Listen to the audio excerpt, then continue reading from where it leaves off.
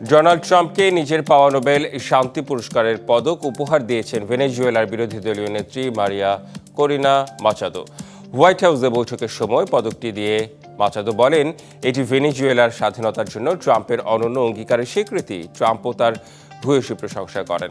এর আগে Nobel committee জানিয়েছিল নোবেল পুরস্কার হস্তান্তরযোগ্য নয়।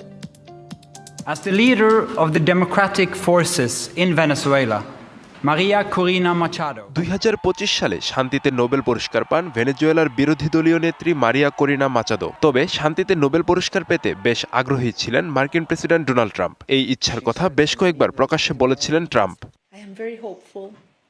পুরস্কার পাওয়ার পর মাচাদো বলেছিলেন তিনি তার শান্তির নোবেল পুরস্কার ট্রাম্পের সঙ্গে ভাগ করে নেবেন।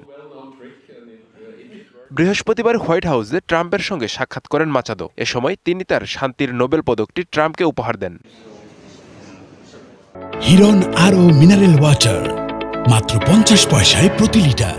সামাজিক যোগাযোগ মাধ্যম ট্রুথ সোশ্যালে ট্রাম্প জানান তার কাজের স্বীকৃতি হিসেবে নোবেল পদকটি মাচাদো তাকে উপহার দিয়েছেন। পদক উপহার দেওয়াটা পারস্পরিক শ্রদ্ধার এক অসাধারণ নিদর্শন। বলেন, মাচাদো একজন অসাধারণ নারী যিনি অনেক কিছু সহ্য করে এসেছেন।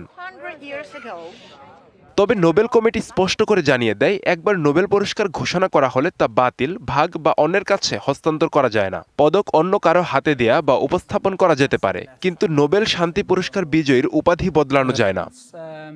আব্দুল্লাহ আল মারুফ, ডিবিসি নিউজ ডেস্ক।